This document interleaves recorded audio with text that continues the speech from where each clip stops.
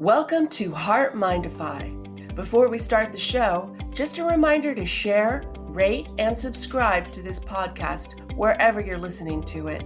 And please give us a 5-star rating. It helps us beat the big tech algorithms. I'm John Izzy. Change can be difficult for a lot of us, but when we understand what makes us tick, we develop a better understanding of who we are and begin a journey of discovering our best self. Join me for a free session at johnizzy.com. And I'm Kim Cordy, creator of the Emotion Chef Framework, an emotion management tool.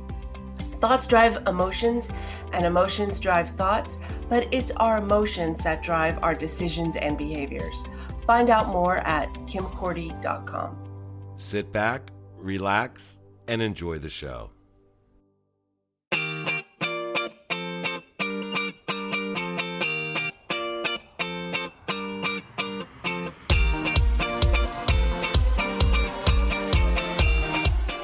Knowing each other personally and socially for the past 10 years, Kim and John have joined forces, bringing years of experience and training, providing a platform for growth and personal development, along with a little humor. John is the heart, Kim is the mind, and together they are HeartMind-ify.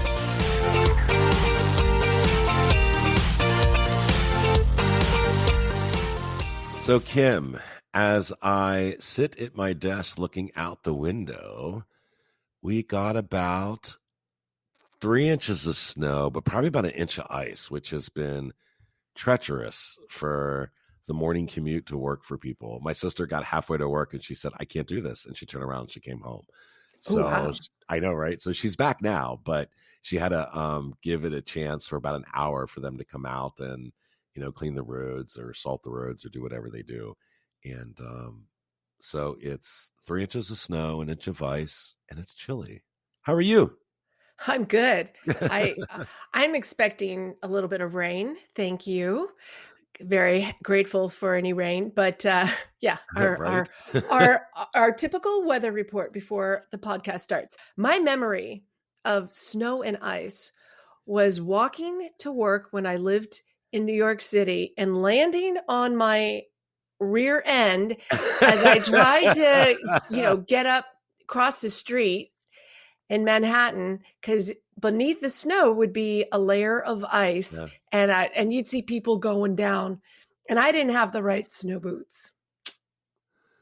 Yeah, I mean, that used to happen in DC all the time when I worked downtown. It was like you'd get the snow and then people get off the metro and then walk out into the platform and boom, down they'd go. Or there was this one poor guy that was just reading his book and not really paying attention. He got on the escalator and it was slick on the escalator and he fell and he slid the whole way down the escalator. Oh, yeah. I mean, the poor guy, they had to call the ambulance. I felt bad for him, but yeah, it's the East Coast weather. It's mixed with snow and ice and cold winds and, and then the summer comes and it's 90 degrees and humid. So it's the East Coast. Yeah. Like I said last week, you know why people want to live in California. That's for sure. So speaking of last week, we spoke last week about critical thinking and how that impacts our life and how that impacts our decisions and things that we believe in, right? So when we look at critical thinking, there are benefits that go with that, right? That gives us the ability to understand things in a way that we typically wouldn't, right? It takes us out of the silos of thinking and it opens up our horizon. It opens up our ability to engage in other people, right?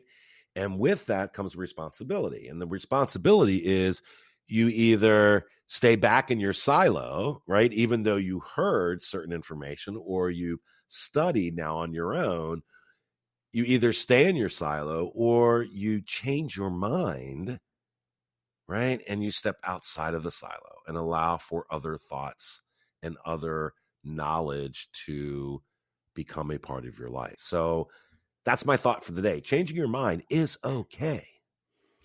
So let's talk about reasons why you wouldn't change your mind or you want to hold people accountable for a way they felt a while ago, right?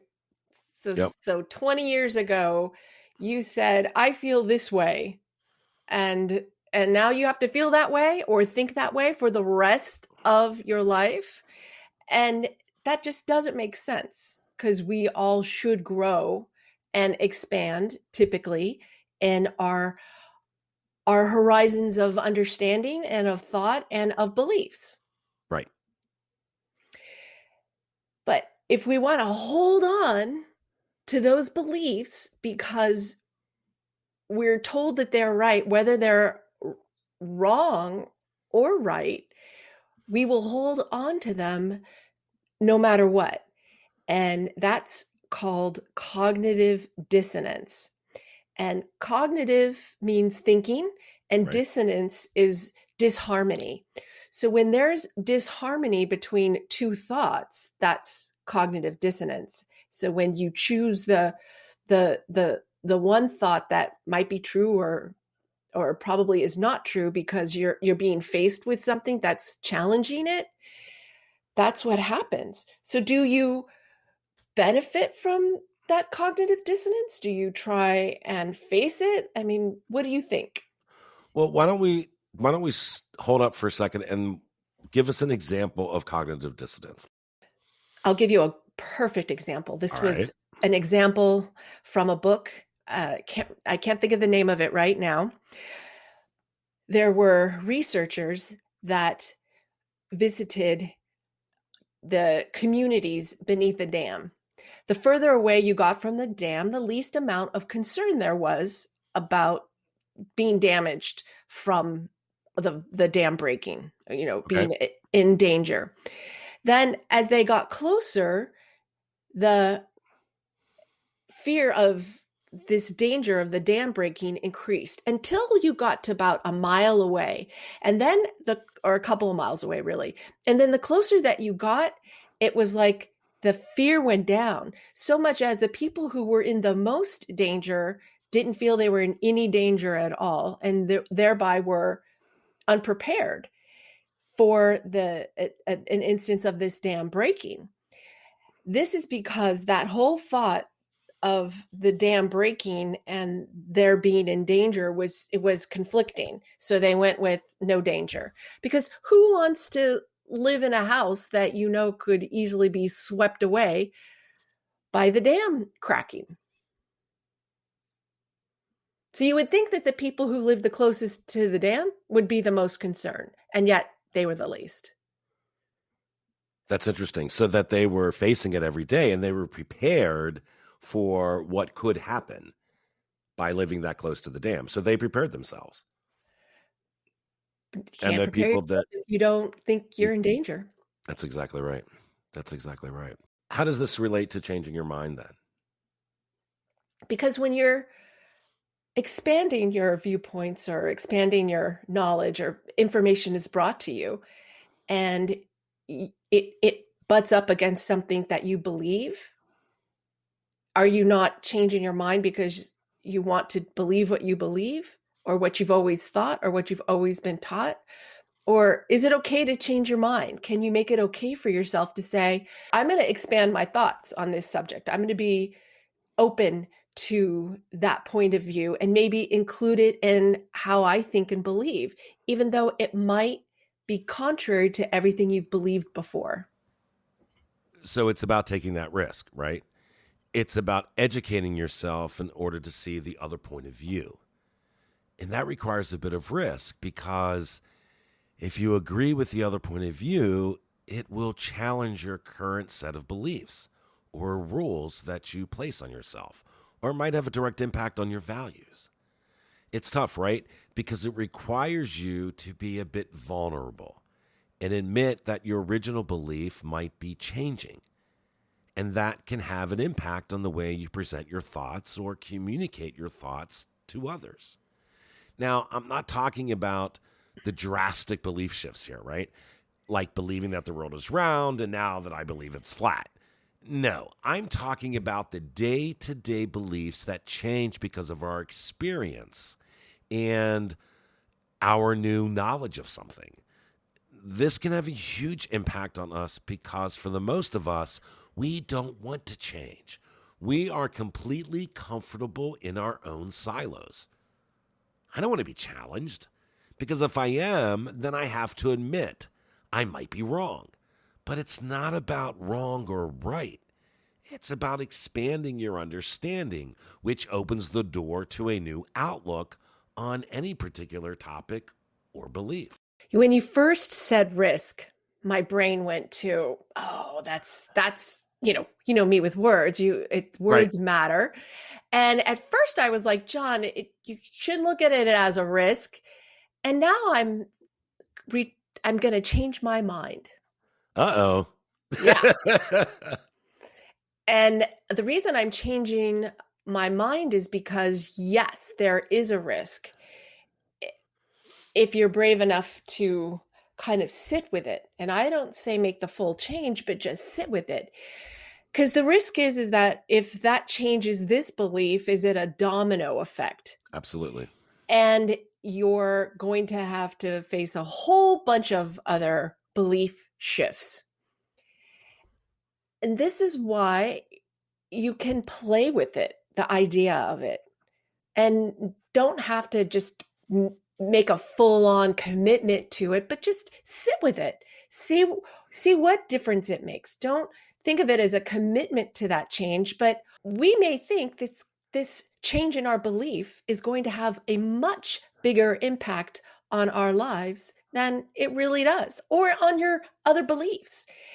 And it's our brain's job, as I always say, to project our emotions and thoughts based on how we've always believed and lived. So if you just sit with it for a while, kind of like toy with it. What would it be like?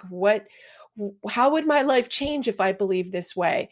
Would it impact my other beliefs to the extent that it would exclude all of the other beliefs, or your involvement within a particular ideology, religious or political affiliation?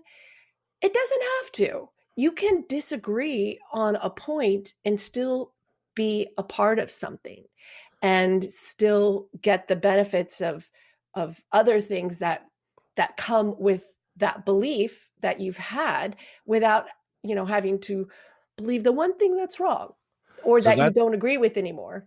so that's interesting that you say it that way, because the first thing that came to mind was, oh, so let's break down the labels, right? So let's say that I live in silo A, and silo A believes in 1 through 5, and silo B believes in 6 through 10. But somewhere along the line, I might believe in point 2 in silo A, or point 6 in silo 2. And that's okay. That doesn't change the fact that my core beliefs are still maintained within a particular silo, but that I'm able now to reach out and see the points in another silo, or see the point from another person. I thought you gave a great example last week, when that person talked to you about, do you believe in Adam and Eve and that God created Adam and Eve? And you expanded on what your belief was about Adam and Eve, and it wasn't the traditional biblical story, Right. but it wasn't so horribly far off from what he was saying. And also, you do have you were in the church for 1,000 years, Yeah. and yet you still have a belief system that is embedded with with God. Like, you still believe in God. So you've shown you can still believe in God and not believe in the actual story that is told in the Bible of creation. Yeah, that's a really good point. And when you raise questions about religion or politics or internal beliefs that are the very foundation that drives other beliefs, it's difficult to change your mind because it's so ingrained in you. I think for me, being a Franciscan friar in the Catholic Church and studying theology and philosophy, it broke down what I believed and challenged me to articulate those beliefs in a way I never had before. I had to struggle through the reality of who I was as a person and parallel that with who I was as a religious. And believe me, the challenge was real. I changed my mind on a lot of things, some for the better and others where I still struggle in reconciling my beliefs with those of a religious belief, or at least a Catholic Christian belief. So there's still change going on because I'm more than what religion is. Yes, I'm still a very spiritual person, but I'm also a man. I'm also a gay man. I'm also a coach. I'm also many different things that drives me in my decisions and what I believe in now. It doesn't mean that my belief in the Catholic Church was wrong. It only means that it has grown and become more inclusive of who I am as an individual and how I see others. And to your point, it also means that I don't believe the story of Adam and Eve in the same way as I did. That Adam and Eve had Cain and Abel and that they had children. But where did the women who gave birth to those children come from? Like I said last week. Anyway, now I understand that the creation story is just that. A story that gives its readers an explanation on how the world began. It answered a question that was being asked. It doesn't mean my faith is any different. It just means that it has grown and expanded. So I think it's important, like you said, to live with the possibility of changing. What's it going to look like? Is it going to change my life? Is it really going to have a huge impact on my beliefs? Right. Or is it going to expand them and make them stronger? Right? Because I think even when we change our mind, it might not mean that we change our mind to believe in something else, but enhance our current belief. Yeah, more fulsome. And also, it is in alignment with what, right? It's like, what are those that potentially new belief system in alignment with? Is it an alignment with fact? Is it an alignment with discovery, new information?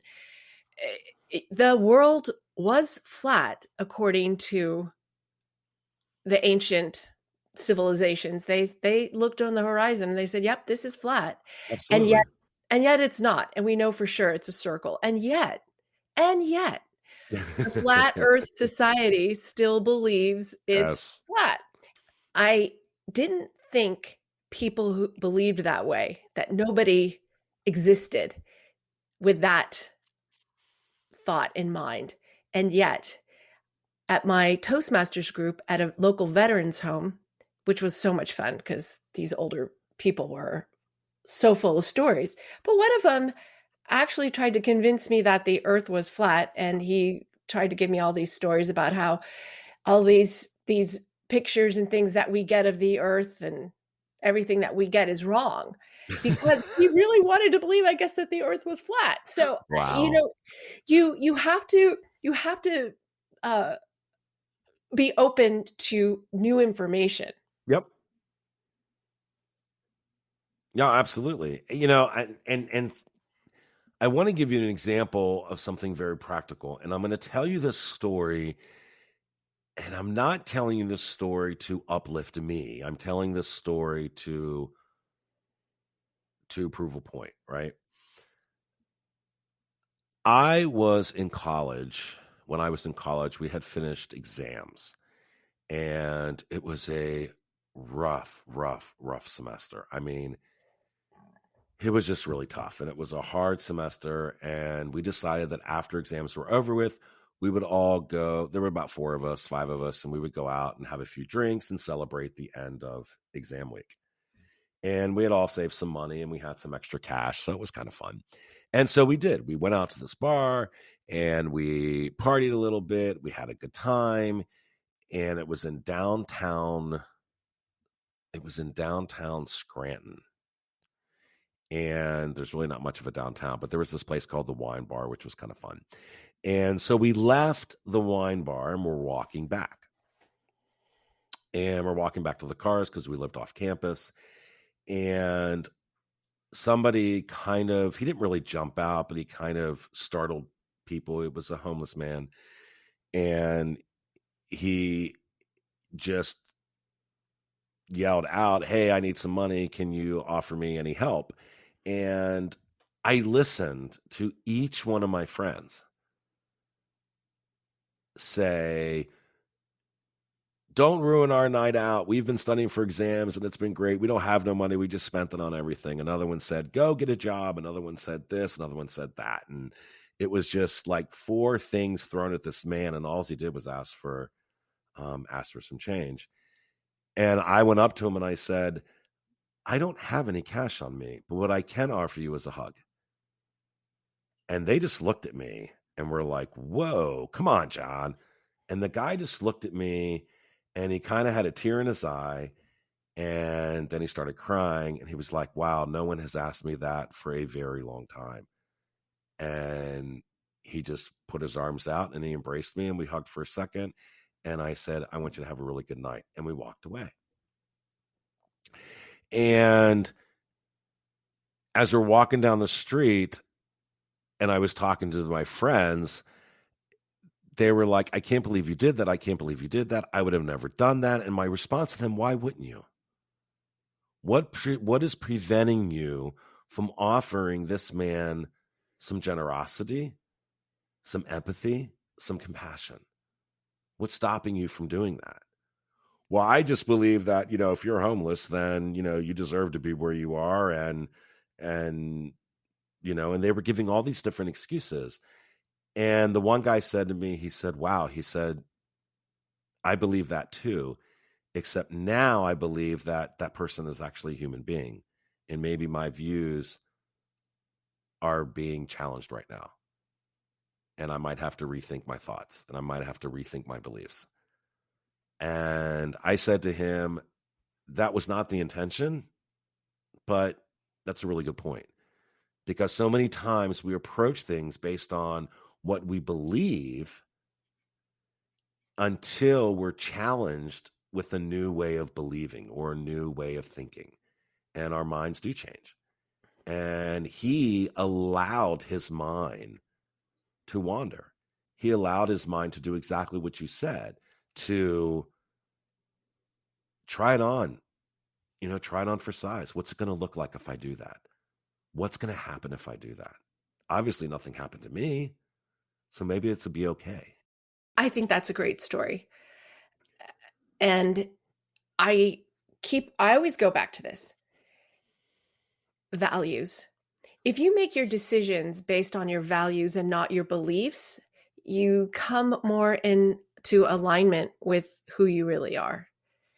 And if your belief system doesn't align with your values, well, that's okay, but you just have to tweak your beliefs a little bit.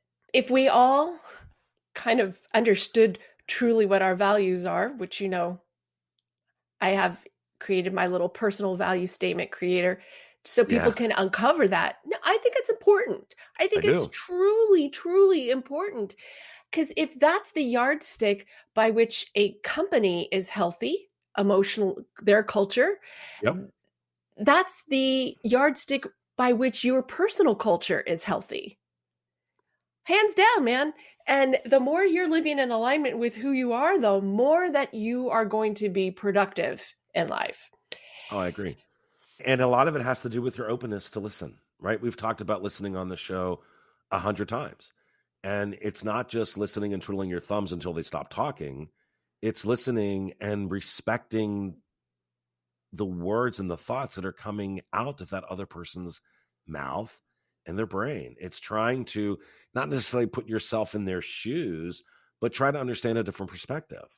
It's communicating, but listening to the other person and engaging in a conversation that allows 2 people or 3 people or whoever's in the conversation to grow, right? It Yeah. allows room for expanding your knowledge, expanding your understanding.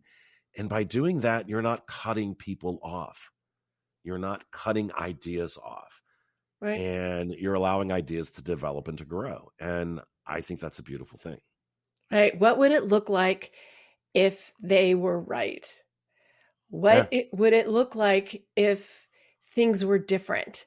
What would it look like if the belief that I have challenged wasn't right?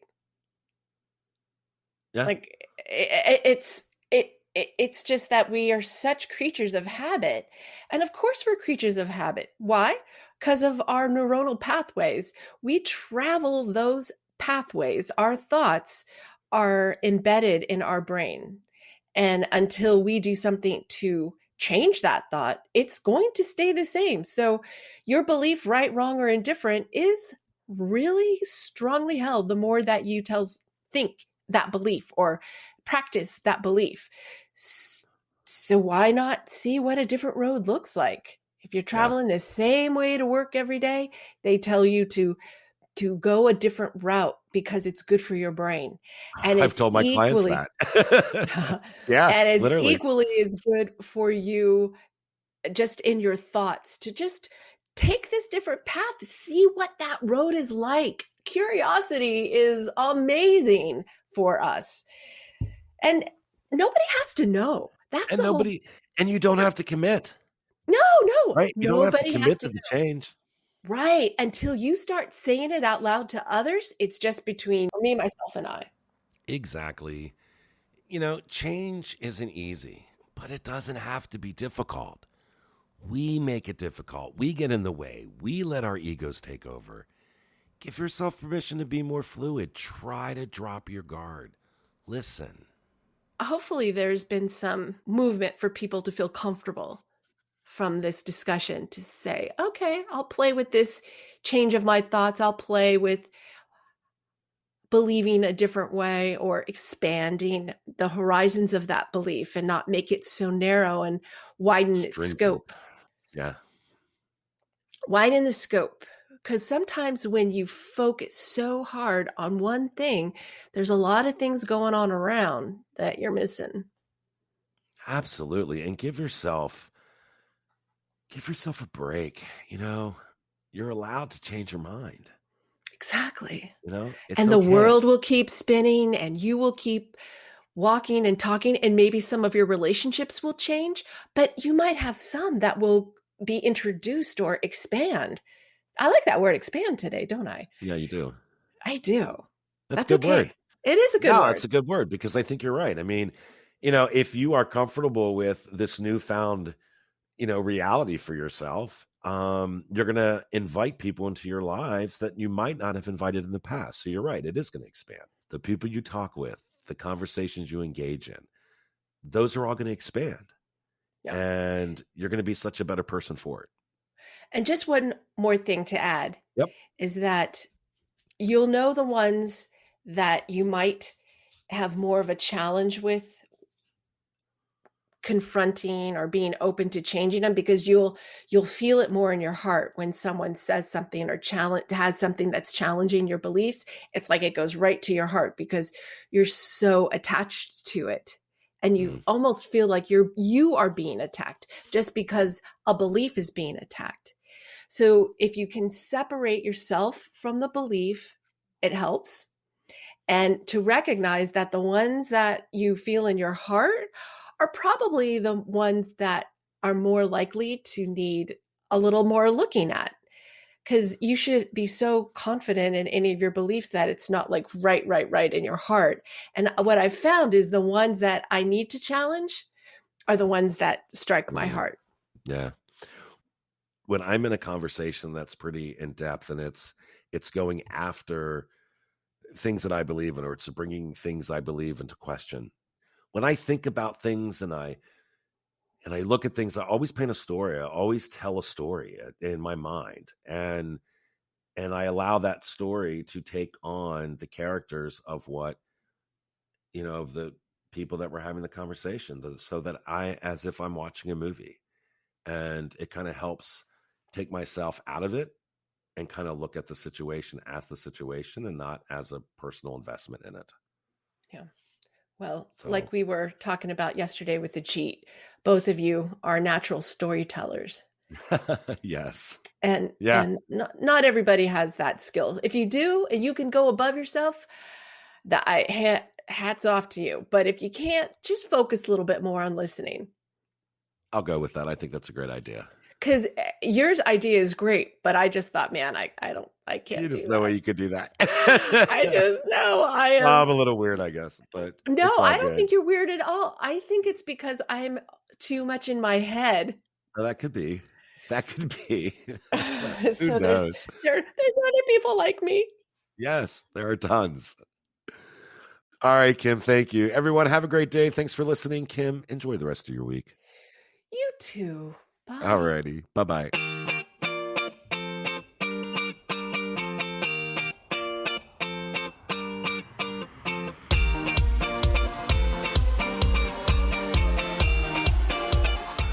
New shows are available every Saturday right here on HeartMind-ify.podbean.com or wherever you listen. Kim and I would like to thank each and every one of you for allowing us to be a small part of your life. Be kind to yourself and remember, our hearts tell the story, but our mind is the conductor.